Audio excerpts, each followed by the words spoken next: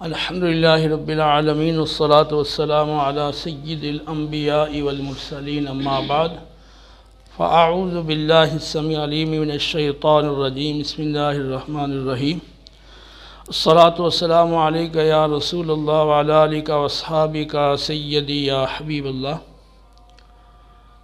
آج ہمارا علم میراث کا چوتھا درس ہے۔ گزشتہ درس میں ہم نے موانع ارث کے حوالہ سے گفتگو کی تھی۔ جو معروف موانع ارث ہیں وہ چار ہیں: غلامی، قتل، اختلاف دین اور اختلاف دارین۔ اور مزید ہمارے علماء حنفیہ نے موانع ارث انہوں نے قرار دیے ہیں۔ ان میں جہالت، تاریخ موتیٰ، مرنے والے وہ جہاز میں، کشتی میں، ٹرین میں، کسی بھی حادثے میں وہ اکٹھے مر گئے ہیں، تو اب ان کے بارے میں معلوم نہیں کہ پہلے کون مرا ہے، بعد میں کون مرا ہے۔ تو مرنے والوں کی تاریخ اور ان کے وقت اور ان کے زمان کی جہالت کی وجہ سے انہیں ایک دوسرے کا وارث نہیں بنایا جائے گا۔ اور دوسرا ہے جہالت وارث، یعنی وارث مجہول ہو۔ مثلا ایک عورت نے اپنے بیٹے کے ساتھ ایک دوسرے بچے کو دودھ پلایا، اب وہ عورت فوت ہوگی، اب دونوں بچوں کے بارے میں معلوم نہیں کہ اس عورت کا بچہ کون سا تھا اور دوسرا بچہ وہ کس کا ہے، تو وارث مجہول ہونے کی صورت میں بھی وارث نہیں بنایا جائے گا۔ یہ بھی مانع ارث ہے۔ اور بعد نے نبوت کو مانع ارث اس میں موانع ارث میں اضافہ کیا ہے نبوت کا، کیونکہ حدیث پاک ہے، نبی کریم صلی اللہ علیہ وسلم نے فرمایا کہ ہر گروہ انبیاء وارث نہیں بناتے، ہم جو بھی چھوڑتے ہیں وہ صدقہ ہے۔ تو معروف جو موانع ارث ہیں وہ چار ہیں۔ پھر جہالت تاریخ موتیٰ، یہ بھی مانع ارث ہے۔ جہالت وارث، یہ بھی مانع ارث ہے۔ اور نبوت، اس مانع ارث کی اس وقت فی الوقت اس کی کوئی ضرورت ہمیں پیش نہیں آتی۔ باقی یہ بات اپنے مقام پر درست ہے کہ انبیاء علیہ السلام جو چھوڑتے ہیں وہ وراثت نہیں ہوتی۔ تو یہ موانع ارث وہ ہیں جو علماء حنفیہ کے نزدیک ہیں۔ اس میں جو پہلے تین ہیں نا، غلامی، قتل اور اختلاف دین، یہ تین موانع ارث وہ ہیں جس پر ساری امت اور علماء متفق ہیں۔ تو یہ پہلے تین موانع ارث یہ مجمع علیہ اور متفق علیہ ہے، ٹھیک ہے۔ اور باقی کے اندر ائمہ دین کے مابین اختلاف پایا جاتا ہے۔ جیسے حنفیہ نے ان تین کے علاوہ اختلاف دارین کا اضافہ کیا، پھر بعد نے مزید ان تین کا ذکر کیا۔ اسی طرح جو مالکیہ حضرات ہیں وہ موانع ارث 10 بناتے ہیں۔ مثلا وہ جو ولد الزنا ہے تو وہ زانی کا وارث نہیں بنے گا۔ تو اسی طرح وہ لیان کی وجہ سے ہے وہ نسب کی لیان کی وجہ سے اگر نسب کی نفی کر دی جائے تو اس صورت میں وہ کہتے ہیں وارث نہیں بنے گا۔ تو وہ مختلف علماء نے کچھ اضافہ تو کیا ہے، لیکن تھوڑا سا اگر اس میں غور کریں گے تو کچھ وہ موانع ارث وہ ہیں کہ جو دوسرے بھی ان کو مانتے تو ہیں، لیکن انہوں نے ان کو موانع ارث میں باقاعدہ شامل نہیں کیا۔ جیسے زنا سے پیدا ہونے والا بچہ تو وارث ہم بھی اس کو نہیں مانتے، لیکن یہاں پر موانع ارث میں انہوں نے اس کو شامل نہیں کیا، کیونکہ اس طرح کی عام طور پہ نوبت آتی نہیں ہے۔ اچھا، تو اب ہمارا جو ہے نا آج کے درس کا جو مین ٹاپک ہے نا وہ ہے کہ والد کا اپنے بیٹے کو عاق کرنا۔ تو عاق عقوق کہتے ہیں نافرمانی کو، بدسلوکی کو، اور جو واجب خدمت ہے اس کی ادائیگی نہ کرنا۔ تو اولاد کا اپنے والدین کی نافرمانی کرنا یہ کبیرہ گناہ ہے اور اس کا مرتکب فاسق ہے۔ قرآن پاک میں فرمایا گیا کہ اپنے ماں باپ کے سامنے اف تک مت کہو اور نہ ہی انہیں جھڑکو، اور ان کے لیے یہ دعا مانگتے رہو کہ اے میرے رب میرے ان دونوں ماں باپ پر رحم فرما جیسا انہوں نے بچپن میں مجھے شفقت سے پالا تھا۔ پھر مزید آگے فرمایا کہ ان کے سامنے عاجزی کے بازو بچھائے رکھو، یعنی عاجزی کے ساتھ ان کے ساتھ پیش آیا کرو۔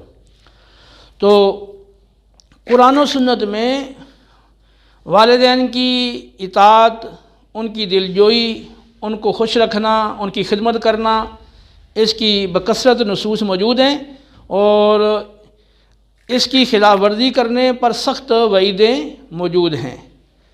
تو حقوق کا مطلب نافرمانی کرنا، تو اس معنی کے لحاظ سے والدین کی نافرمانی وہ ہے حقوق الوالد۔ لیکن ہمارا جو مسئلہ یہاں ہے وہ ہے میراث کے حوالے سے، کہ ہمارے ہاں یہ معاشرے میں بات پائی جاتی ہے اور اخبارات میں بھی یہ بات آتی رہتی ہے کہ فلاں شخص نے اپنے بیٹے کو، فلاں بیٹے کو عاق کر دیا، یعنی اپنی وراثت سے اور جائیداد سے محروم کر دیا۔ تو اس حوالے سے آج ہماری گفتگو ہے۔ تو یہاں میں نے اجمالی طور پہ یہ بات لکھی ہے کہ قرآن اور احادیث صحیحہ اور اجماع امت یہ تینوں ادلہ ہیں، ان کی روح سے باپ کا بیٹے کو عاق قرار دے دینا اور جائیداد سے محروم قرار دے دینا یہ کسی کے نزدیک بھی مانع ارث نہیں ہے۔ نہ قرآن میں اس کو مانع ارث بنایا گیا، نہ احادیث میں اس کو مانع ارث بتایا گیا، اور نہ ہی علماء امت اور ائمہ مجتہدین میں سے کسی نے اس کو مانع ارث مانا ہے۔ ٹھیک ہے، تو جب یہ مانع ارث نہیں ہے تو اس کی وجہ سے، یعنی نافرمانی کی وجہ سے یا باپ کہ اس کو عاق قرار دے دینے کی وجہ سے وہ بیٹا یا بیٹی وہ وراثت سے محروم نہیں ہوگی۔ پہلے نمبر پر قرآن پاک سے دلائل، تو قرآن پاک نے بیٹا اور بیٹی اور جو دیگر ورثاء ہیں ان کے حصے بیان فرمائے ہیں سورہ النساء کے دوسرے رکوع میں اور پھر آخر کے اندر سورہ النساء میں۔ تو اس میں اللہ رب العالمین کا ارشاد ہے یوصیکم اللہ فی اولادکم للذکر مثل حظ الانثیین۔ اللہ تعالیٰ تمہاری اولاد کے بارے میں تمہیں تاکیدی حکم دیتا ہے کہ بیٹے کے لیے دو بیٹیوں کے برابر حصے کا استحقاق ہے۔ للذکر لام استحقاق کا ہے، یعنی بیٹا بیٹی کے مقابلے میں، لڑکا لڑکی کے مقابلے میں وہ دگنے حصے کا حقدار ہے۔ اب قرآن پاک میں جو حصہ اللہ رب العالمین نے بیٹے کے لیے بیان کر دیا ہے یا بیٹی کے لیے بیان کر دیا ہے، تو اب مورث یعنی والد اس حصے کو نہ تو کم کر سکتا ہے اور نہ ہی اس کو وہ بڑھا سکتا ہے، اور نہ ہی اس کو بالکل یا وہ ختم کر سکتا ہے۔ یہ جو ملک ہے یہ غیر اختیاری ہے، اس میں نہ تو مورث کا اختیار ہے نہ وارث کا اختیار ہے۔ یعنی وارث وہ نہ بننا چاہے وارث تو بھی وہ وارث بن جائے گا، ہاں البتہ اپنی مرضی سے وہ مال دوسروں کو دے دے، وہ نہ لے دوسرے ورثاء لے لیں، یہ ایک الگ بات ہے، لیکن وہ اس کی ملک میں آ جائے گا۔ ایسا جو مورث ہے تو وہ اگر چاہے کہ میں کسی وارث کو محروم کر دوں تو اس کو اس بات کا اختیار نہیں ہے۔ اللہ رب العالمین کا جو فیصلہ ہے وہی رسول اللہ صلی اللہ علیہ وسلم کا فیصلہ ہے۔ اب اللہ کا جو فیصلہ ہے، رسول اللہ صلی اللہ علیہ وسلم کا جو فیصلہ ہے، تو اس فیصلے کا خلاف کرنے کی کسی کو طاقت نہیں ہے۔ وما کان لمؤمن ولا مؤمنۃ اذا قضى الله ورسوله امرا ان يكون لهم الخيرة من امرهم وَمَن يَعْصِ اللَّهَ وَرَسُولَهُ فَقَدْ ضَلَّ ضَلَالًا مُبِينًا۔ نہ تو کسی مومن مرد کو کوئی اختیار ہے، نہ ہی کسی مومنہ عورت کو کوئی اختیار ہے اپنی مرضی کا، اپنے معاملے کا، جب اللہ اور اس کا رسول کوئی فیصلہ فرما دیں، کوئی حکم دے دیں۔ جو اللہ کی اور رسول کی نافرمانی کرے تو وہ صریح گمراہی کے اندر جا پڑا۔ تو یہاں یہ فرمایا ہے کہ اللہ کا، اللہ کے رسول کا جو فیصلہ ہے وہ حتمی فیصلہ ہے، وہ قطعی فیصلہ ہے، اور کسی مومن مرد کو، کسی مومنہ عورت کو اس فیصلے کا خلاف کرنے کی کوئی کسی قسم کی گنجائش نہیں ہے۔ تو اب یہ جو فیصلہ ہے کہ بیٹے کے لیے بیٹی کے مقابلے میں دگنا حصہ ہے، بیٹی کا بھی حصہ ہے، بیٹے کا بھی حصہ ہے، تیسرا دیگر ورثاء کے بھی جو حصے ہیں، تو جن کا فیصلہ اللہ نے، اللہ کے رسول نے کر دیا ہے، اب کسی کو اس کا کوئی اختیار نہیں ہے کہ اس کا خلاف کرے۔ فَلَا وَرَبِّكَ لَا يُؤْمِنُونَ حَتَّى يُحَكِّمُوكَ فِي مَا شَجَرَ بَيْنَهُمْ ثُمَّ لَا يَجِدُوا فِي أَنفُسِهِمْ حَرَجًا مِّمَّا قَضَيْتَ وَيُسَلِّمُوا تَسْلِيمًا۔ اے حبیب مکرم، تیرے رب کی قسم، یہ لوگ مومن نہیں ہو سکتے جب تک اپنے تمام اختلافی جھگڑوں میں آپ کو اپنا حاکم تسلیم نہ کریں، اور آپ کا جو بھی فیصلہ ہو اس کو دل و جان سے تسلیم کریں اور دل میں ذرا بھی ناگواری محسوس نہ کریں۔ تو رسول اللہ کے فیصلے کو بغیر کسی ناگواری محسوس کرنے کے اس کو دل و جان سے قبول کرنا، تسلیم کرنا ضروری ہے۔ تو اب یہ جو فیصلہ ہے اولاد کے لیے وراثت کا جو فیصلہ ہے، بیٹے کے لیے بیٹی کے مقابلے میں دگنے حق کا جو فیصلہ ہے، میراث سے دگنے حق کا جو فیصلہ ہے، تو یہ اللہ کے رسول کا جو فیصلہ ہے یہ بغیر کسی ناگواری کے اس کو ماننا وہ ضروری ہے۔ قرآن پاک میں اللہ رب العالمین کا ارشاد ہے فَإِن تَنَازَعْتُمْ فِي شَيْءٍ فَرُدُّوهُ إِلَى اللَّهِ وَالرَّسُولِ إِن كُنتُمْ تُؤْمِنُونَ بِاللَّهِ وَالْيَوْمِ الْآخِرِ ذَلِكَ خَيْرٌ وَأَحْسَنُ تَأْوِيلًا۔ اگر تمہارا کسی بات میں جھگڑا ہو جائے تو اسے اللہ اور اس کے رسول کے سپرد کر دو، اگر تم اللہ اور یوم آخرت پر ایمان رکھتے ہو، یہ انجام کے لحاظ سے تمہارے لیے بہت بہتر ہے اور آخرت کے لحاظ سے بھی تمہارے لیے بہت اچھا ہے۔ تو یہ دنیاوی اعتبار سے بھی اور اخروی اعتبار سے دونوں لحاظ سے یہ چیز بہت اچھی ہے، بہتر ہے کہ جو بھی معاملہ ہو، جھگڑا ہو، وہ اللہ اور اس کے رسول کے حوالے کر دیا جائے۔ تو ان آیات مبارکہ کی روشنی میں معلوم ہوا کہ اللہ رب العالمین نے، اللہ کے رسول صلی اللہ علیہ وسلم نے جو وراثت میں بیٹے کا حق مقرر فرمایا ہے تو اسے باپ ختم نہیں کر سکتا۔ اس کے آنکھ کر دینے سے اور ان کلمات کے زبان سے کہہ دینے سے وہ بیٹا وراثت سے محروم نہیں ہوگا۔ پھر مزید یہ دیکھیں کہ صحیح بخاری اور صحیح مسلم میں روایت ہے کہ حضرت بریرہ رضی اللہ تعالی عنہ حضرت عائشہ صدیقہ رضی اللہ تعالی عنہ کے پاس آئیں اور انہوں نے عرض کیا کہ میں نے اپنے مالکوں سے آزادی کے لیے 9 اوقیہ پر عقد کتابت کیا ہے، تو یہ 9 اوقیہ مجھے 9 سال میں ادا کرنا ہے، اس حوالے سے آپ میری مدد کریں۔ حضرت عائشہ صدیقہ رضی اللہ تعالی عنہ نے فرمایا کہ اگر تم چاہو تو میں یہ 9 اوقیہ اکٹھا دے کر تمہیں آزاد کروا دیتی ہوں، تم اپنے مالکوں سے اس حوالے سے بات کر لو، اور جو ولا ہے یعنی تیرا حق وراثت وہ میرے لیے ہوگا۔ تو حضرت بریرہ رضی اللہ تعالی عنہ نے اپنے مالکوں سے بات کی تو انہوں نے انکار کر دیا، انہوں نے کہا کہ حق ولا وہ ہمارے لیے ہوگا۔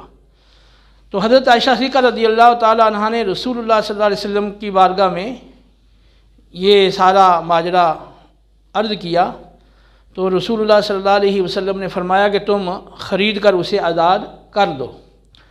آپ نے خطبہ دیا اور حمد و ثنا کے بعد فرمایا کہ لوگوں کو کیا ہو گیا ہے کہ ایسی شرطیں لگاتے ہیں جن کی اصل کتاب اللہ میں نہیں ہے۔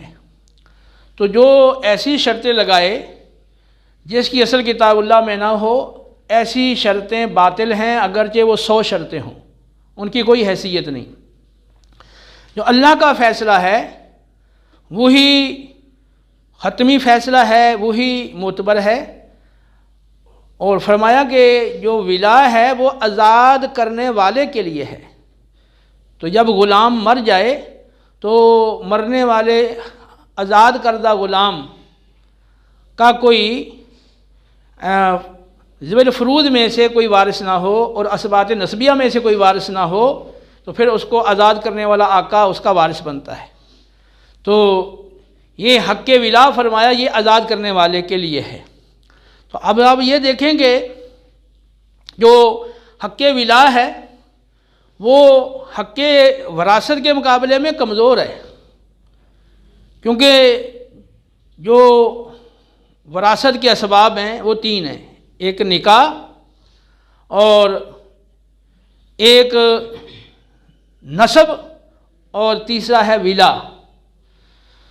تو ولا یہ وراثت کے باقی اسباب کے مقابلے میں کمزور ہے۔ حدیث پاک میں آتا ہے کہ الولاء لحمۃ کلحمۃ النسب، کہ جو ولا ہے وہ بھی نسبی رشتے کی طرح ایک رشتہ ہے، اور یہ حدیث صحیح حدیث ہے۔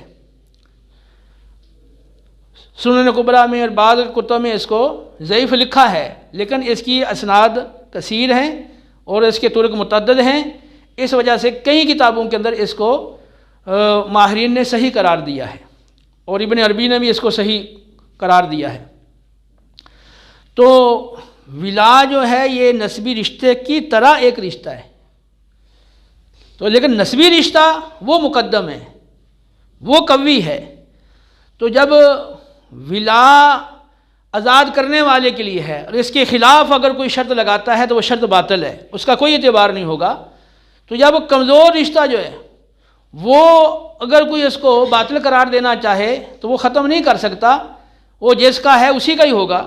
تو یہاں بھی اگر باپ جو ہے اگر وہ بیٹے کو اپنی وراثت سے محروم کرنا چاہے تو وہ نہیں کر سکتا، کیونکہ اس کی یہ جو بات ہے وہ قرآن کے خلاف ہے، ٹھیک ہے۔ اور جو شرائط لگائی جائیں جو کتاب اللہ کے خلاف ہوں تو ان کا کوئی اعتبار نہیں۔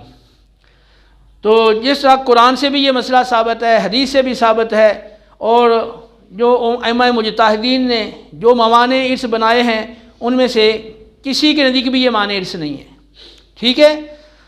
اور چوتھی چیز ہے کہ یہ غیر اختیاری ملک ہے، کیونکہ یہ ملک کا غیر اختیاری سبب ہے وراثت، تو اس میں غیر اختیاری طور پر ملک وہ منتقل ہو جاتی ہے، اس میں جو مورث ہے اس کا کوئی اختیار نہیں ہے۔ تو لہذا قرآن و سنت اور اجماع امت کی روشنی میں یہ بات واضح ہو گئی کہ جو لوگ اپنے بعض بیٹوں کو آگ کہہ کر اپنی جائیداد سے اور وراثت سے محروم قرار دیتے ہیں، اس کی شرعی کوئی حیثیت نہیں ہے۔ ہاں یہ بات اپنے مقام پر ہے کہ اولاد پر والدین کی اطاعت اور ان کی خدمت، ان کی دلجوئی، ان سے حسن سلوک اور ان کے ساتھ احسان یہ لازم اور ضروری ہے، اور اگر وہ اس کا خلاف کرتے ہیں تو وہ سخت گناہ گار ہیں، اور دنیا آخرت دونوں جہانوں میں ان کی پکڑ ہے۔ لیکن جو شریعت نے وراثت میں ان کا حق رکھا ہے تو وہ مورث اور والد اس کو ختم نہیں کر سکتا، ٹھیک ہے۔ تو اس حوالے سے اس بات کی ضرورت ہے کہ اس شریعت کے مسئلے کو اچھی طرح سے سمجھا جائے اور آگے اس کو پہنچایا جائے۔ جو لوگ اس کا خلاف کرتے ہیں تو وہ اس کا خلاف کر کے وہ گناہ گار نہ ٹھہریں۔ ہاں ایک صورت ہے، اگر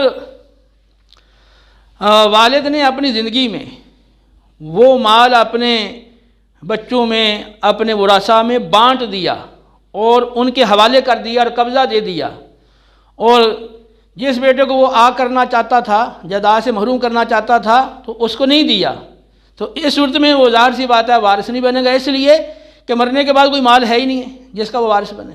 زندگی میں تو اس کو اختیار تھا کہ وہ جیسا چاہتا وہ تصرف کر سکتا تھا، لیکن اگر بے وجہ کوئی اگر وارث کو محروم کرتا ہے تو وہ گناہ گار ہوگا۔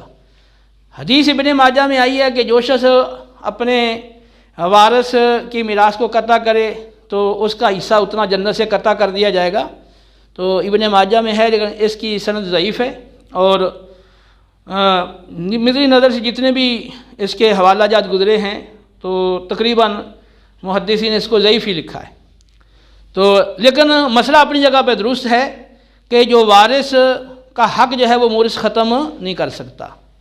باقی بے وجہ وراثت سے محروم کرنا یہ سخت گناہ ہے، اور اگر واقعی کوئی اس طرح کا اس کا معاملہ ہے کہ وہ سمجھتا ہے کہ اگر اس کو مال ملے گا تو یہ آگے یہ کوئی شریعت کی خلاف ورزی کرے گا، گناہ کرے گا، فسق و فجور اس کی ذریعے سے کرے گا، تو پھر اگر اس نے زندگی کے اندر وہ ہبہ کر دیا، ورثاء کو ہینڈ اوور کر دیا، تو اس صورت میں وہ وارث نہیں بن سکے گا۔